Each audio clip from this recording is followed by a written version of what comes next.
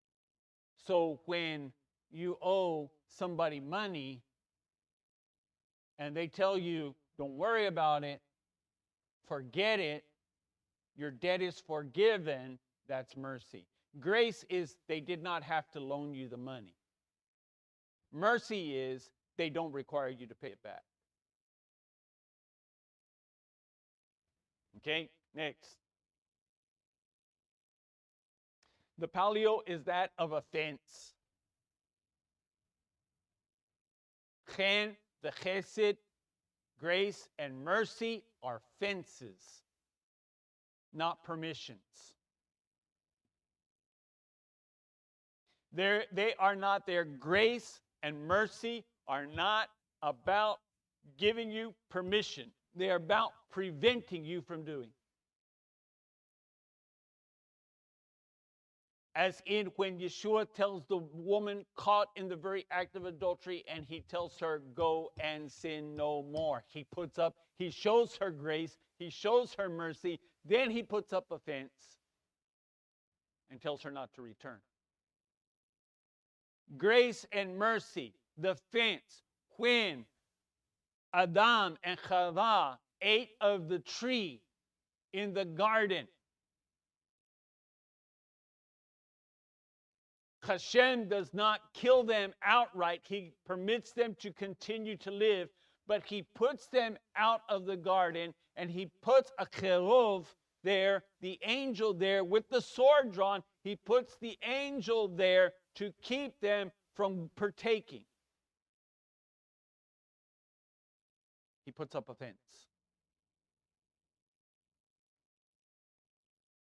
There is nothing wrong with fences.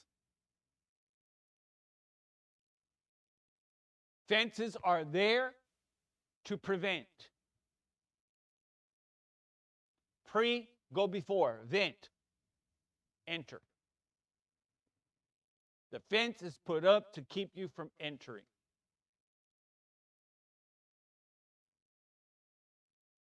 We put fences around our yard. My dad, we had lived out in the country, and all the time growing up, no fence around the property. No fence around the property. We ran wild, the dogs ran wild. Everybody ran wild. Not naked, nor afraid, just wild.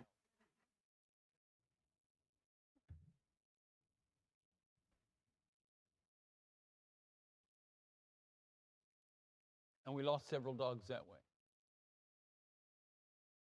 because they would run out into the road.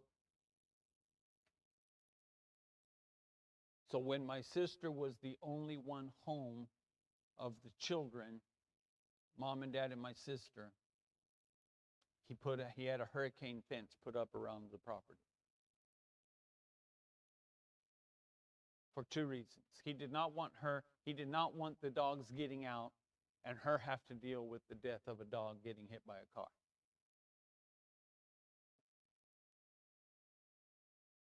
There would be times when she would be, as a young female, would be the only one home. He did not want people coming into the yard.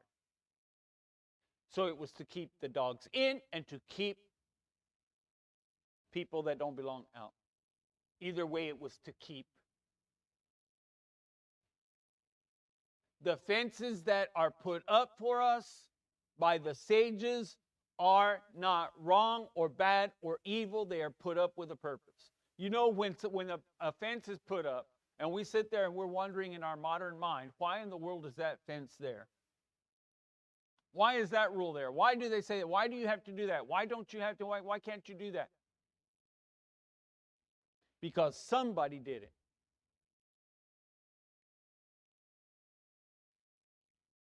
And so the rabbis put up a fence.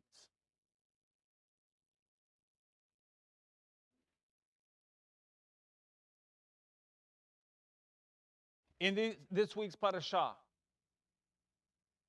in Re, we have the commandment: do not boil a kid in its mother's milk. That's in this week's parashah. And this is where we get the distinction between eating meat and milk together.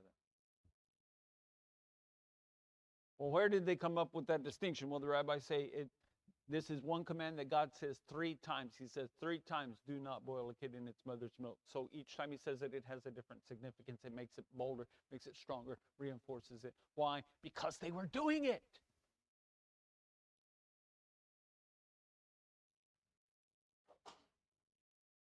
So the rabbi said, okay, the first time he's telling you, do not boil a kid in its mother's milk. The second time he says it, he's saying, do not bake milk products and meat products together. The third time he's saying it, do not even eat meat and milk together.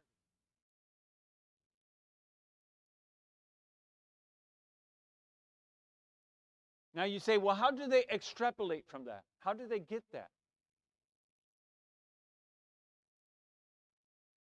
Because you see, nobody starts off being a bank robber.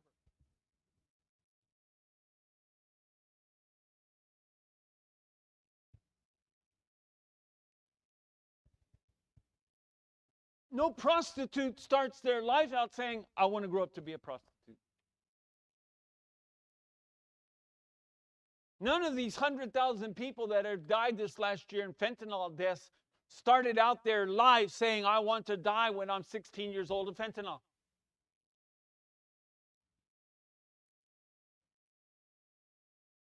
How do you keep such things from happening? You put up fences. Look, if you do not touch a girl, you do not have to worry about committing sexual immorality. If you do not permit the boy to touch you, you do not have to worry about crossing the line.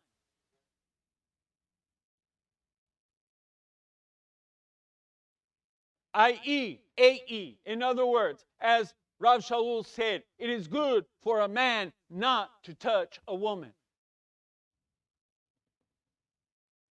So, my dad built a fence with that ruling, and when we were growing up, we were not allowed to hold hands with the opposite sex. When I sat with, I didn't. I was too ugly.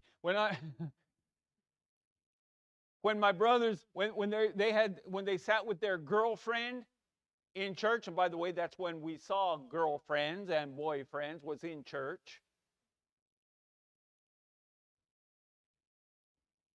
When they sat with their girlfriend in church, they had to sit with either a Bible or a hymn book between them. There had to be that much space. My mom and my dad would actually come up and place a hymn book between them to make sure there was sufficient space that they were not touching. And if you held hands, it had to be under the cover of the hymnal.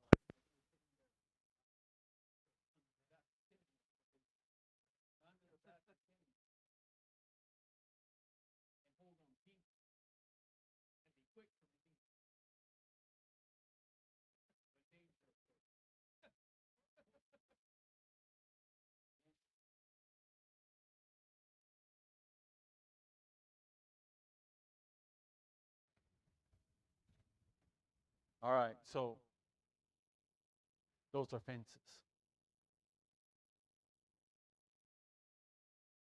So in our home, when the boys were growing up, we had electric outlets in the house. One of two things happened with those electric outlets. They either got the plastic inserts or they were covered with a chair or a sofa. Why? Because little boys like to put nickels and dimes in there and expect change back. They're going to be changed, but not what they're expecting. New haircut or hairstyle. So, next. The Talmud and the Mishnah Torah, the oral Torah, these are called fences. These are the fences.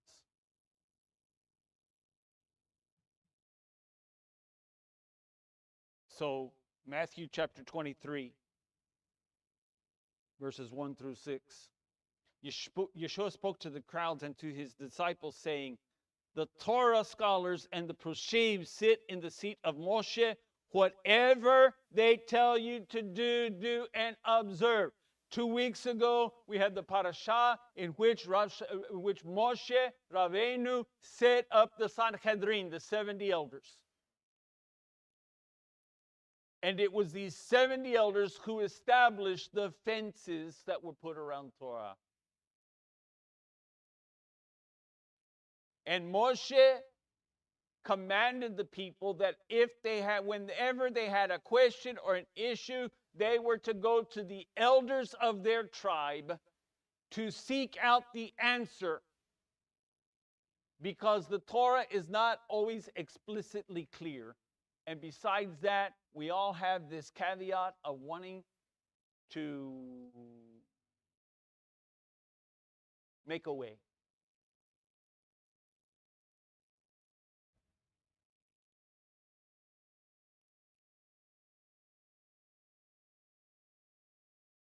And so the position of the Sanhedrin was to put up fences, to give us what we call halakha.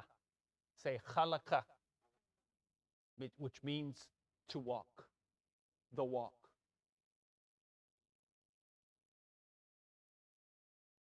Halak. Is it halak? Is it according to the walk? Is this according to the way?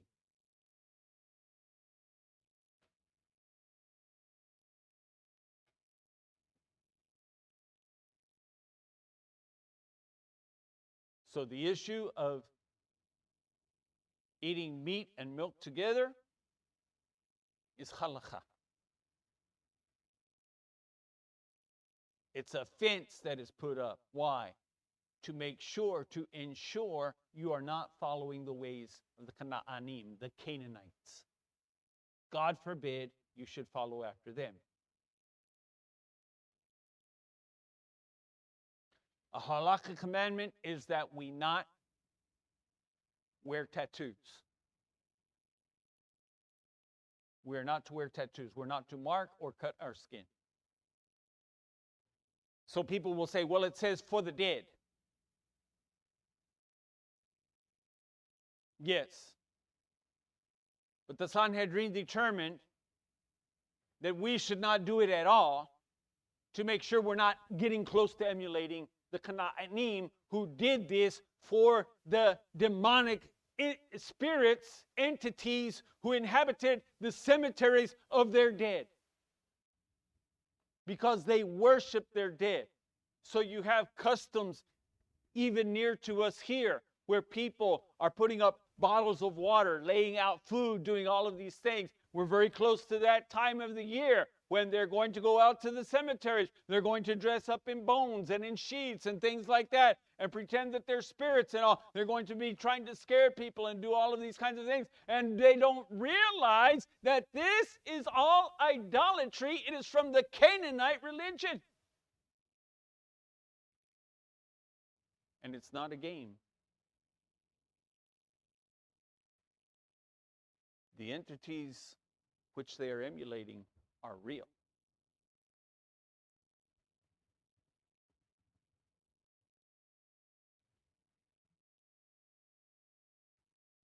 My brother-in-law, who's from Nigeria, often tells my sister, his wife, Americans don't know, they don't understand the realities of possession and the spirits that are real all around you because we close our eyes to them. We pretend they don't exist.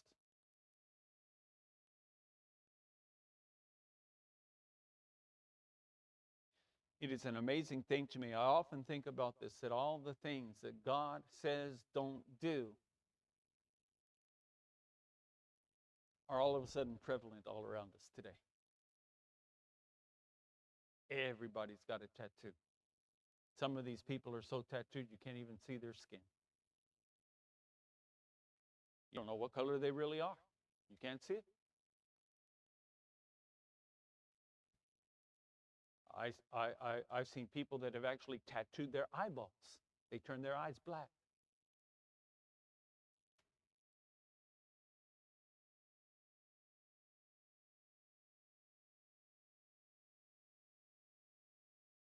Is it such a big thing to give up eating meat and milk together? Is that such a big thing to put up a fence, to discipline ourselves, not to even go in that direction? The only thing that, the reason why we fight these things is the flesh. Saying, demanding, well, I can do it if I want to, because that's not exactly what the Torah says.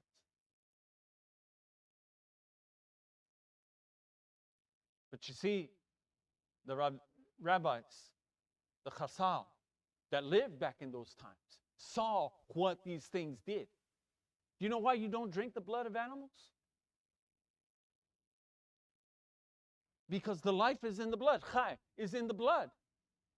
I.e. the spirit. I.e. when you drink the blood of that animal, you are incorporating that animal's spirit within you. I.e. you're calling down demonic evil forces from that animal into yourself. Because the life is in the blood. The spirit is in the blood. You had something. Okay, yes. So if you got tattoos before you were a believer, one of two things. Now you know better, don't do it again. 2, it is possible to have them removed if you have such an inclination.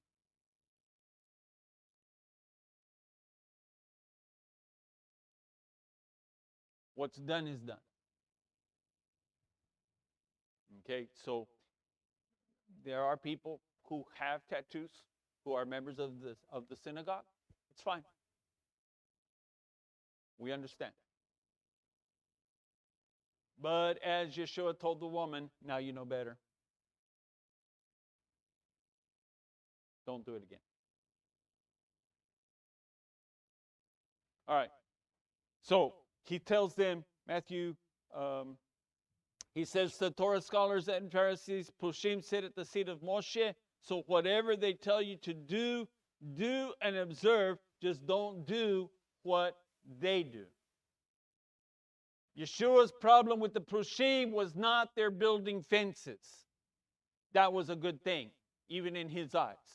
In fact, he himself built fences. You have heard it said, don't do this. I tell you, even to a further extent. His problem with the Pushim, with the rabbis, was not their building fences. His problem with the rabbis is they built fences that they themselves were not following.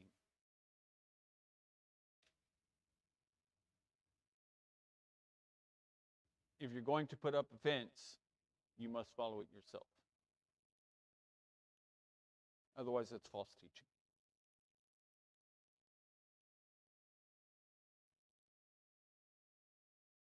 The do as I say, don't do as I do themology has nowhere here.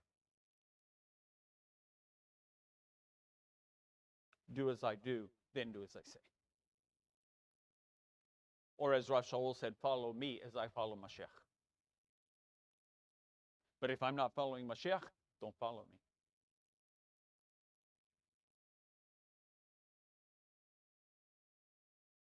All right, next. So, Vav is the bride.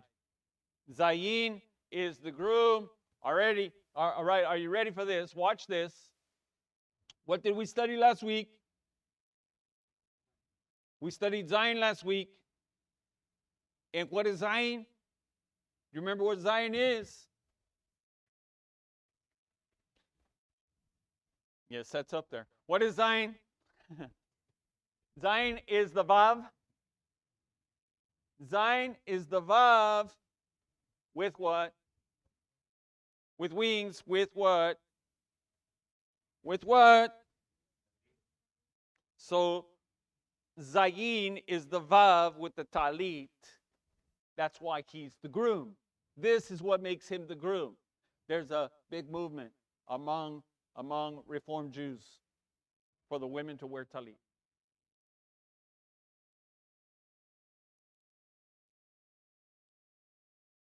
¿Entiendes? You get it? Why? Because they want to be like the man.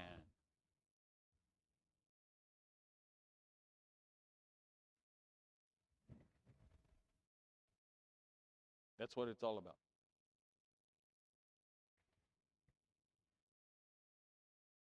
It's the bride saying, I want to be the groom.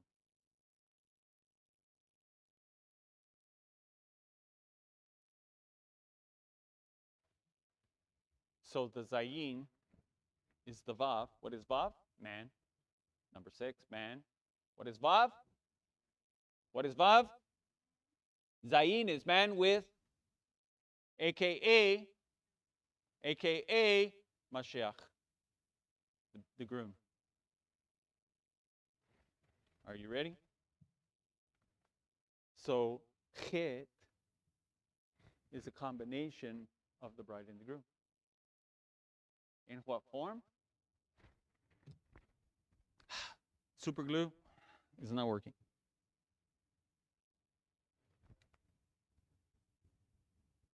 Look to the left. Look at the left side. Don't look at the right side. Look at the left side. What do you have?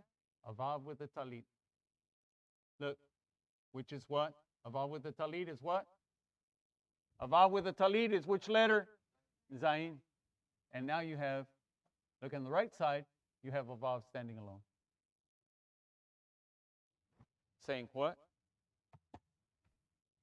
This is, as it were, a picture of the zayin, of the vav with a talit, like this. And Wilma, if you come up here. This is the chet is the zayin with his talit, inviting his beloved one to come underneath. And we're hit. What? That's life. That's life. Aleph and Bet. What does it take to make a bet? 3 vavs. What? Mother, father, mother, and child.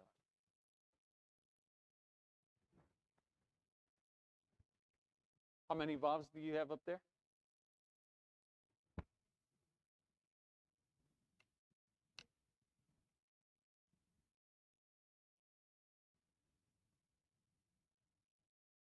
Family is life.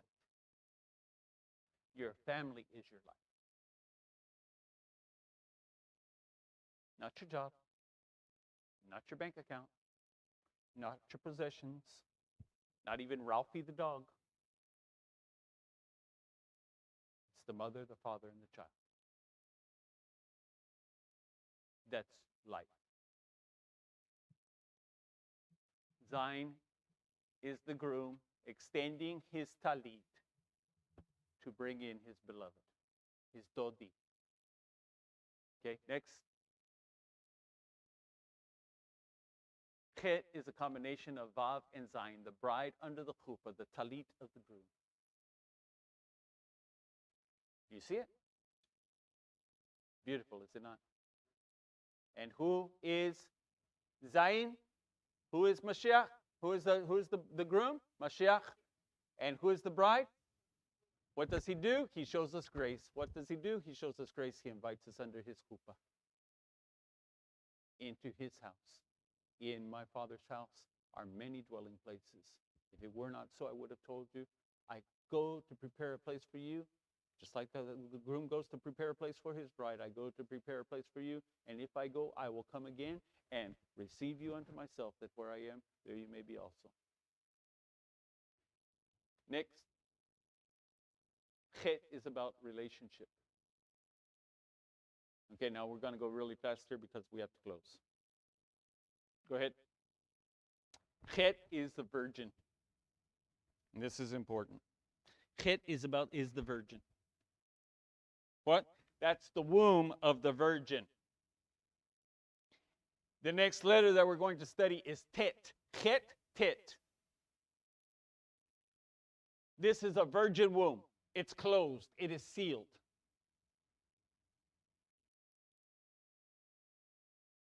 That's what makes a virgin a virgin. It is closed. It is sealed. However, every woman has the potential to become a mother.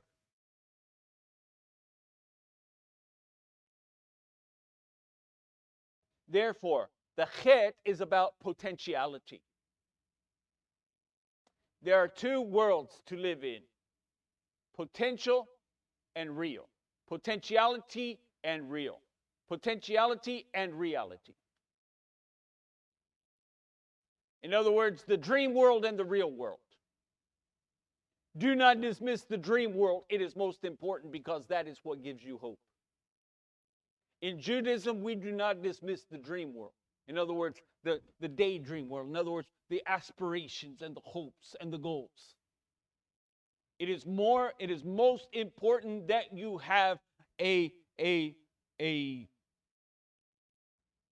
you be in contact, in touch with the potentiality as well as the reality. You must be in touch with both sides. You must be in touch with the potential, with the dream world, and you must be in touch with what is real, the here and now. What will be and what is now. Both exist. They are not exclusively mutual to each other.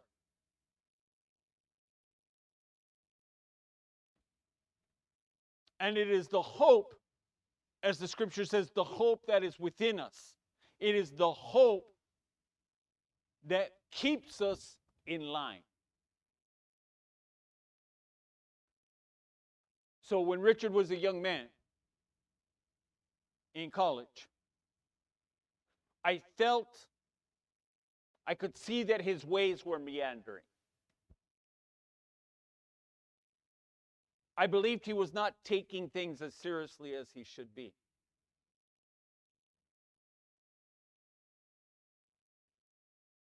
So one day I told him, get in the truck. We got in the truck. I said, we're going to go to the park. We're going to have a talk. Got out of the house. We went to the park. We sat on a picnic bench. And as we were sitting there, I made him bring a notebook, by the way. As we were sitting there, I said to him, Richard, what is your goal? What is it that you want out of life? What do you want to do when you grow up? Mind you, he's already 20 years old. What do you want to be when you grow up? So he told me. I said, what is it that you want to do for your career? What is it that you want to do? He told me. I said, okay, that's your goal. How are you going to get from where you are now to that?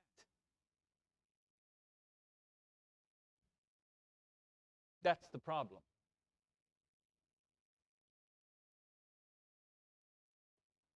You see, setting the goal is the easy part.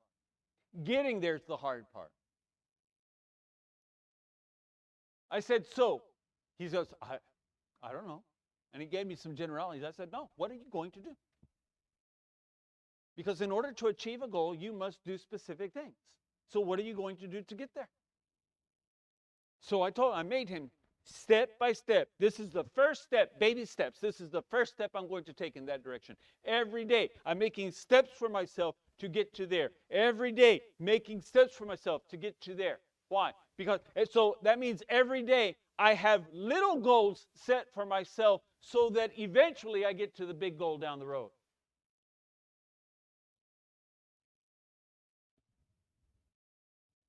So I made him start writing down.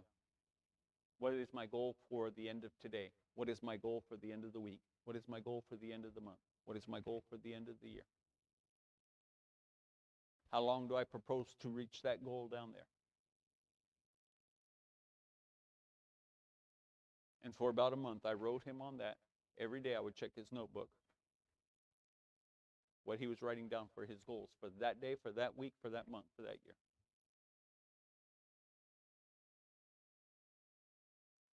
Why? Because I could see in him potential. But the issue is this, turning potential into reality.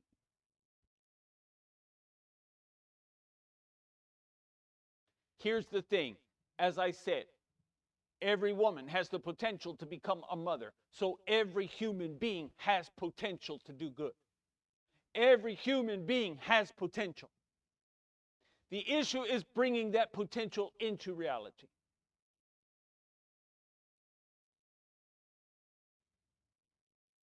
That is the reason for the fences. The purpose of fences is to bring potential to reality. You have the potential to be a good mother. But in order to be a good mother, you must not take the way of a prostitute. Thus, we set up fences.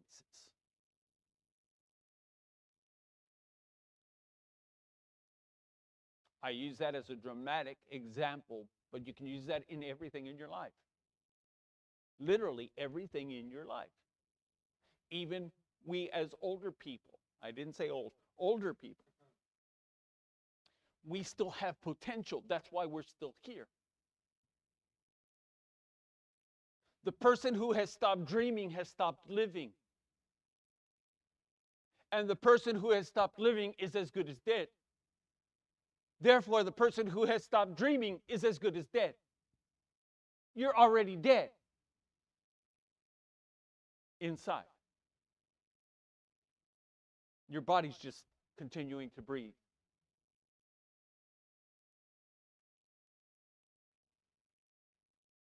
And I say this to me as well as to you. It is important for all of us to continue to set goals for ourselves every day. For me, getting up in the morning is my goal. I'm not kidding. My wife will tell you, it takes a lot for me to get out of bed.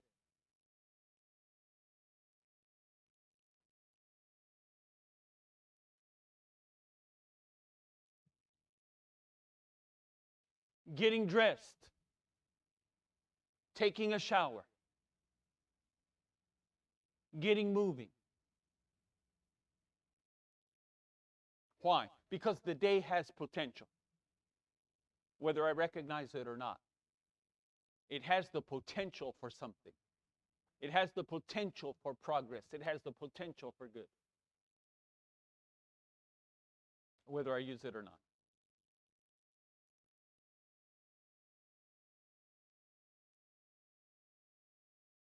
The day we stop seeking to reach goals is the day we've died within. The day we stop hoping and dreaming is the day that we have died within. And I will say that the day that we die within, it will not be too much longer that the body doesn't follow suit. When you die within, you start dying without.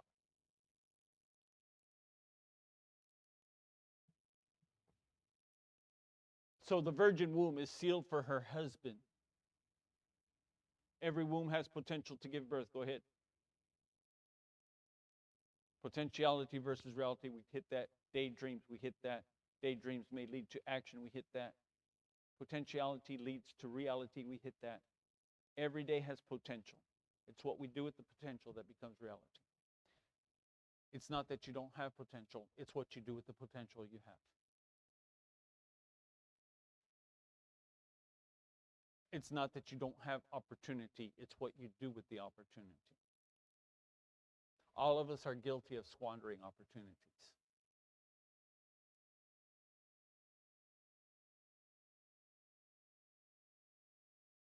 Go ahead. And so 8, this is cool, we're done. 8, I'm going to throw it, let's listen, this is genius. 8 is 1 more than 7. So 7 plus 1 equals 8. 6 is 1 less than 7. 7 is the central number. 7 stands for perfection, completion, 7 days. The first 7. So 7 is the number of perfection and completion. Remember, this is what makes Mashiach. Mashiach, he's number 7. This is what makes man. Man, he's less than 6. Mashiach is the perfect man, is the complete man. We are all less than that, for all have sinned and fallen short. That's what that verse means. That's where it's coming from. If 7 is completion, perfection, 8 is even more than that. How can you be more than perfect and more than complete? And yet, Rav Shaul says, I am complete in Mashiach.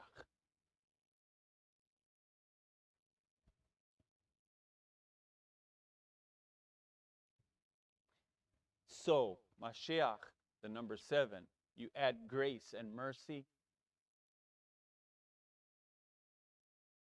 to life. To live would be such a wonderful adventure. I started with that. To live with Mashiach is even better than that.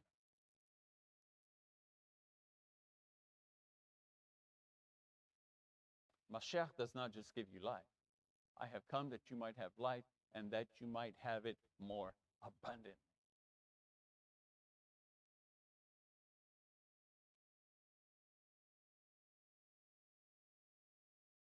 So as David Hamelech, the psalmist, says, my cup is not only full, but it's running over.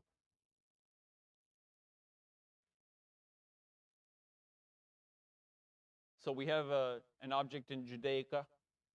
Judaica are Jewish items that you buy for Shabbat, for the Kiddush, the Kiddush cups, the Kiddush set. And they have this beautiful thing where it's like a fountain, and it's got several cups underneath it, and you pour the wine into the fountain, into the dispenser, and it puts equal amounts of wine in all the cups. Do you know when the dispenser stops flowing with the wine? Watch. You know when the dispenser stops flowing with the wine? When you stop pouring the wine in. And it's equally dispensing the wine to all the cups until you stop pouring the wine. Saying if you keep pouring the wine, it's going to keep flowing into the cups even though they're already full and overflowing. And that is what Hashem is doing with you and me. He's continuing to pour the wine. He has not yet stopped pouring in the goodness and the grace and the mercy and the kindness and the riches of His wealth into us. We're the vessel, we're the cup. You cannot not outgive Him, you cannot outserve Him.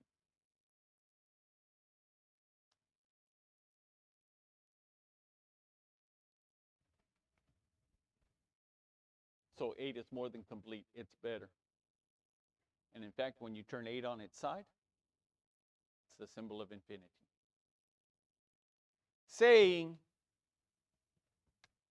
Ein Sof, the infinite one. No edges. Remember we talked about this? No edges, no boundaries. We talked about this in the Tree of Life. There are no edges, no boundaries, no descriptors. Notice that the 8 turned on its side, the infinity. It looks like a racetrack. Notice that there's no beginning, there's no ending. That's why it's the symbol of infinity. It has no beginning, no ending. So it is in Hashem's relationship with you. His love for you, He says it, never ceases. My love for you never ceases. There is no end to His grace. There is no end to His mercy.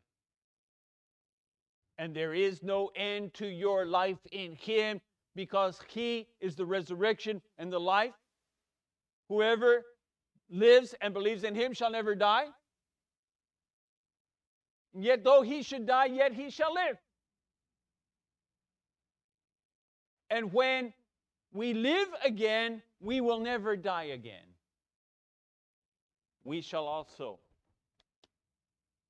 have eternal life.